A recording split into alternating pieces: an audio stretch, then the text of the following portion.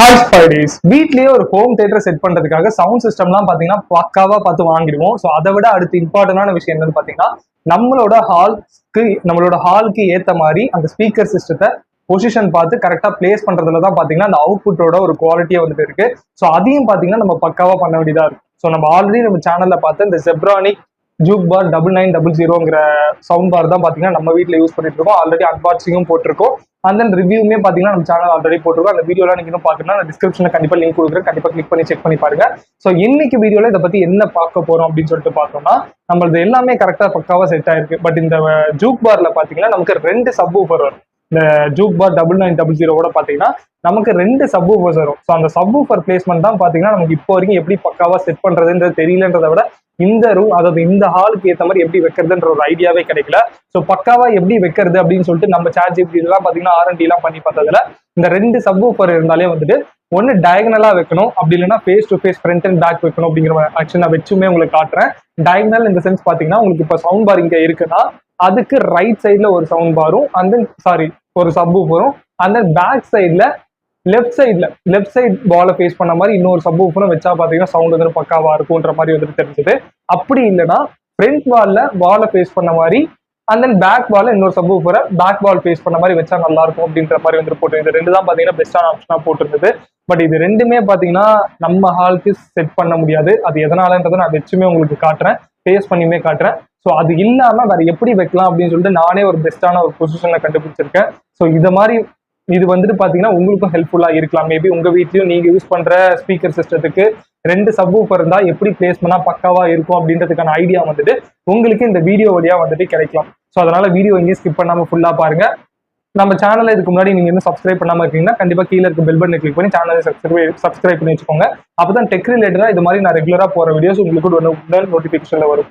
So இப்போ first நம்ம இப்போ எப்படி வச்சிருக்கோம் கரண்டா அப்படின்றத பார்த்துட்டு அப்புறம் எப்படி சேஞ்ச் பண்றோன்றதை பார்க்கலாம். ஸோ இப்போ நம்மளோட கரண்ட் செட்டப் எப்படி இருக்கு அப்படின்னு சொல்லிட்டு பாத்தீங்கன்னா டிவி, அதுக்கு கீழே பாத்தீங்கன்னா நம்ம சவுண்ட் பாரை வந்துட்டு செட் பண்ணிருப்போம். அதுக்கு முன்னாடி நம்ம செட் பண்ண வீடியோ நான் போட்டிருப்பேன், அதை பார்த்துன்னா உங்களுக்கு ஆல்ரெடி தெரிஞ்சிருக்கும்.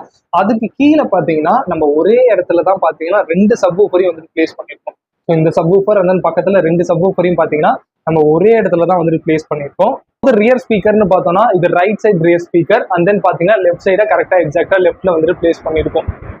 ஸோ இந்த ரியர் ஸ்பீக்கர்லாம் பாத்தீங்கன்னா எந்த ஒரு ப்ராப்ளமும் இல்லை, எனக்கு தெரிஞ்சு அதெல்லாம் கரெக்டா செட் பண்ணிருக்கோம்.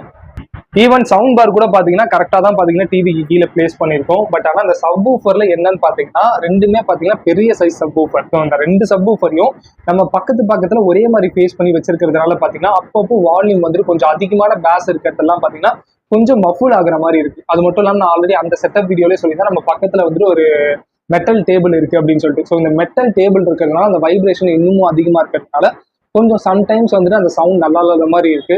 ஸோ இதை வந்துட்டு சால்வ் பண்றதுக்காக தான் எப்படி செட் பண்ணா நல்லா இருக்கும்னு சொல்லிட்டு நிறைய R&D பண்ணி பார்த்தோம். பட் அதுக்கு பெஸ்டானது ஒன்று டயகனல், இல்லைன்னா front and back face to face வைக்கிறது நல்லா இருக்கும்னு சொல்லிச்சு. ஃபர்ஸ்ட் டயகனல்னா என்னன்றதை வந்துட்டு நான் உங்களுக்கு ஃபர்ஸ்ட் காட்டுறேன். இதை ஃபர்ஸ்ட் செட்டப் மாதிரி டயகனல் வச்சு காட்டுறேன். அந்த நம்ம ஏன் அதை யூஸ் பண்ண முடியாதுன்றதையும் நான் சொல்றேன். ஸோ ஃபர்ஸ்ட் இந்த டயகனல் செட்டப்னா என்னன்னு பார்த்தோம்னா, நமக்கு இந்த சவுண்ட் பார் இப்படி இருக்குன்னா நம்ம வந்துட்டு சப் ஊஃபரை வந்துட்டு சவுண்ட் பாருக்கு கீழே வால்ல, அதாவது ரைட் சைட் ஃபேஸ் பண்ண மாதிரி வைக்கணும். அந்த ஸ்பீக்கர் வந்துட்டு இந்த ஸ்பீக்கர் பாத்தீங்கன்னா இதுதான் ஸ்பீக்கர் ஹோல். இந்த ஸ்பீக்கர் வந்துட்டு நம்ம வாலை ஃபேஸ் பண்ண மாதிரி வைக்கணும். டிஸ்டன்ஸ் வந்துட்டு நமக்கு ஒரு 6 இன்ச் டிஸ்டன்ஸ் வந்துட்டு இருக்கணும்.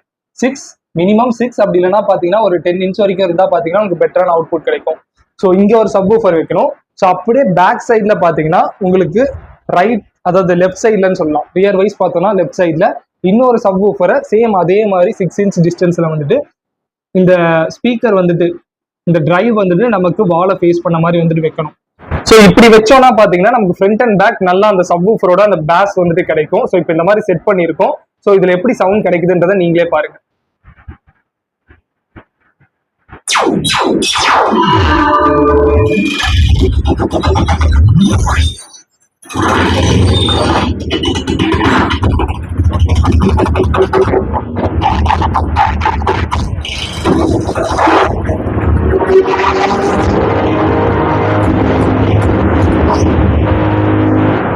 ஸோ இது டயகனலா நம்ம பிளேஸ் பண்ணோம்னா இந்த மாதிரி ஒரு சவுண்ட் எஃபெக்ட் வந்துட்டு நமக்கு கிடைக்கும். பட் இந்த மாதிரி வைக்கிறதுல நமக்கு என்ன ஒரு ப்ராப்ளம் இருக்கு அப்படின்னு சொல்லிட்டு பார்த்தோம்னா, ஒன்னு வந்துட்டு டிஸ்டன்ஸ் வந்துட்டு கொஞ்சமாச்சும் அதிகமா இருந்தா தான் பாத்தீங்கன்னா இந்த எஃபெக்ட் நல்லா இருக்கும்.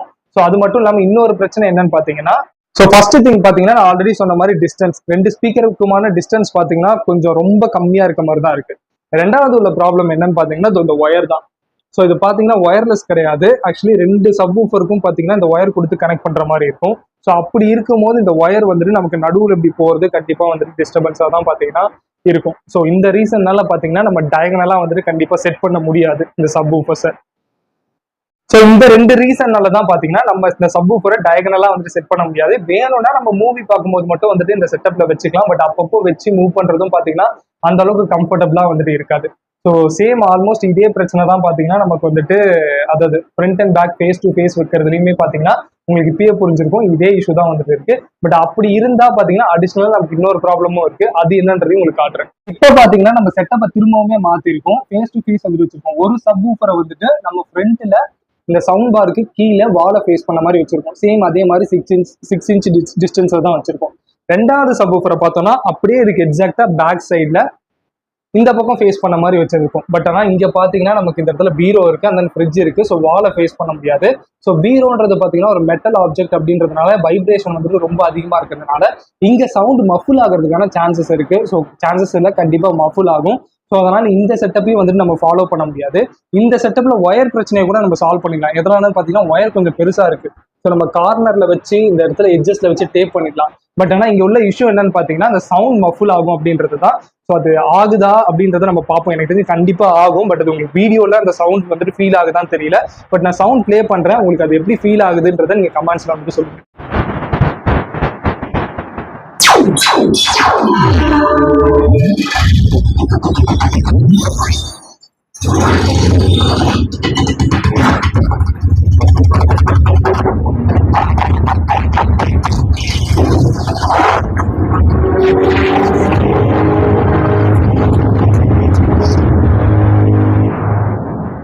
ஸோ ஃபேஸ் டு ஃபேஸ் வச்சோம்னா நமக்கு இந்த மாதிரி தான் வந்துட்டு ஒரு சவுண்ட் குவாலிட்டி கிடைக்குது. உங்களுக்கு ஃபோன்ல டிஃபரன்ஸ் தெரியுதா அப்படின்றது எனக்கு தெரியல, அதாவது நீங்க கேட்குற ஆடியோல உங்களுக்கு டிஃபரன்ஸ் தெரியுதா எனக்கு தெரியல.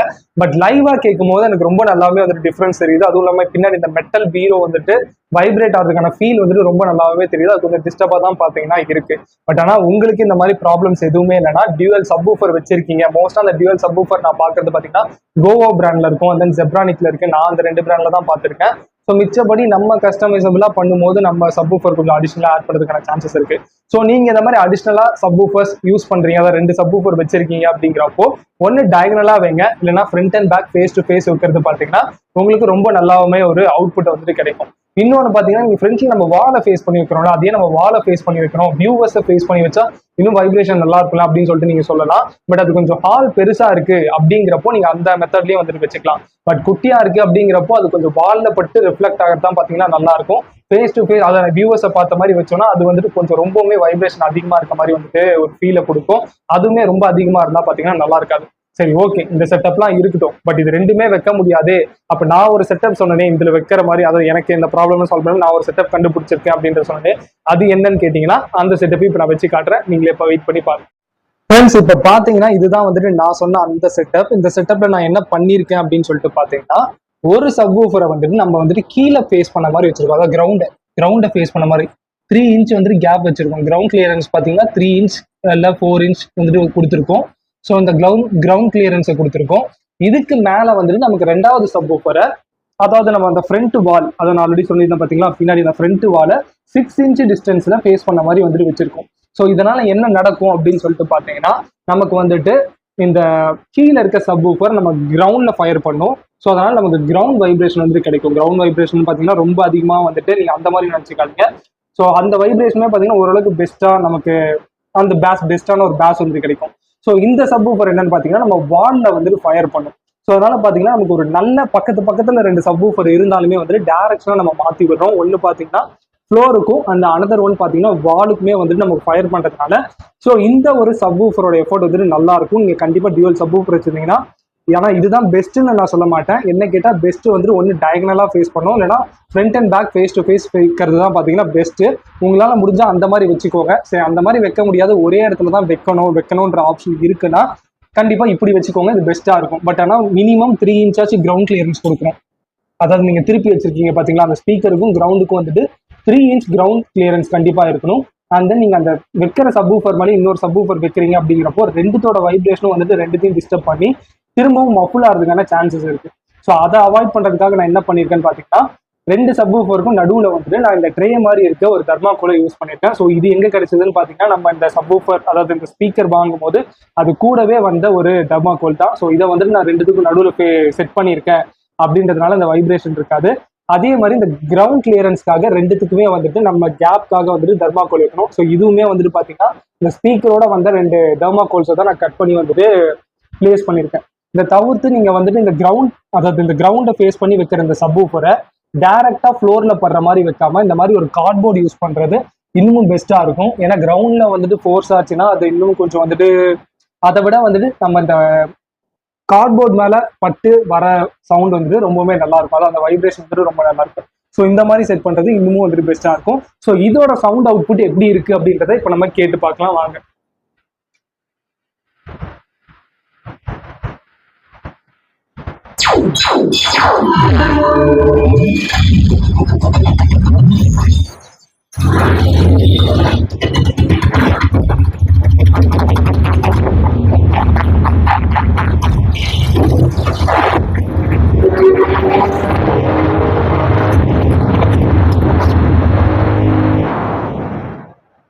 ஸோ ஃப்ரெண்ட்ஸ், இதுதான் பார்த்தீங்கன்னா நான் கண்டுபிடிச்ச இந்த சப்வூஃபர் செட்டப். அதான் அந்த டயகனலும் ஃபேஸ் டு ஃபேஸ் இல்லாமல் நான் கண்டுபிடிச்ச சப்வூஃபர் செட்டப் இதுதான். நீங்கள் இதை ட்ரை பண்ணி பாருங்க. இன்னொரு முக்கியமான விஷயம் என்னன்னு பார்த்தீங்கன்னா, அந்த கிரவுண்ட் ஃபயர் பண்ணக்கூடிய சப்வூஃபருக்கு கீழே கார்ட்போர்ட் வைக்கிறேன்னு சொன்னா நீங்க கண்டிப்பா கார்ட்போர்ட் மட்டும் தான் வைக்கணும். இந்த மாதிரி வந்துட்டு மேட் எதையும் யூஸ் பண்றாதீங்க. ஏன்னா நான் இதுக்கு முன்னாடி நார்மலா வச்சிருந்தப்போ அந்த ஸ்பீக்கர்ஸ்க்கு கீழே இந்த மாதிரி மேட் தான் யூஸ் பண்ணியிருந்தேன். ஸோ இந்த மேட் யூஸ் பண்றதுனால என்ன ஆகும்னு சொல்லிட்டு டிஸ்அட்வான்டேஜ் அப்படின்னு சொல்லிட்டு பாத்தீங்கன்னா, இந்த மேட் வந்துட்டு ஸ்பாஞ்ச் மாதிரி இருக்கும். ஸோ இந்த மேட்ல அந்த பேஸ் படுது அப்படிங்கிறப்போ இந்த மேட் ஈஸியாக அதை அப்சர்வ் பண்ணி வச்சுக்குமே தவிர வந்துட்டு அது எமிட் பண்ணாது. ஸோ அந்த சவுண்டை வெளியே கொடுக்காது. ஸோ அதுக்கு நீங்க இந்த மேட் போறதும் ஒண்ணுதான், அந்த இன்னொரு சப்வூஃபர் ஆஃப் பண்ணி தூரமா இருக்கிறதும் ஒண்ணுதான். நீங்க ஆஃப் பண்ணிட்டு இன்னும் ஒரே ஒரு சப்வூஃபர் மட்டும் கூட யூஸ் பண்ணிக்கலாம். ஸோ அந்த மாதிரி இருந்துச்சுன்னா, ஏன்னா இதை நீங்க யூஸ் பண்ணீங்கன்னா அந்த சப்வூஃபரோட பவர் மொத்தத்தையும் பாத்தீங்கன்னா இதுவே வந்துட்டு அப்சர்வ் பண்ணிக்கும். ஸோ உங்களுக்கு அதோட எஃபோர்ட்டே வந்துட்டு கிடைக்காது. ஸோ அப்படிங்கிறப்போ நீங்க கார்ட்போர்டு யூஸ் பண்றது தான் பெஸ்டா இருக்கும். ஸோ அவ்வளவுதான் இந்த செட்டப்பை பத்தி உங்களுக்கு வேற ஏதாவது டவுட்ஸ் இருந்தால் கண்டிப்பா கமெண்ட்ஸ்ல வந்துட்டு கேளுங்க. அண்ட் நான் இந்த சவுண்ட் பாரோட அன்பாக்சிங் வீடியோலாம் ஆல்ரெடி நம்ம சேனல்ல போட்டிருக்கேன். நீங்க என்ன அதை பார்க்கலன்னா டிஸ்கிரிப்ஷன்ல கண்டிப்பா லிங்க் இருக்கும். அதையுமே வந்துட்டு கிளிக் பண்ணி செக் பண்ணி பாருங்க. வேற ஏதாவது டவுட்ஸ் தான் கண்டிப்பா கமெண்ட்ஸ்ல வந்துட்டு கேளுங்க. ஸோ மீண்டும் உங்களோட ஒரு புது வீடியோல இருந்து பார்க்குறேன். Until then, this is Spidey signing off.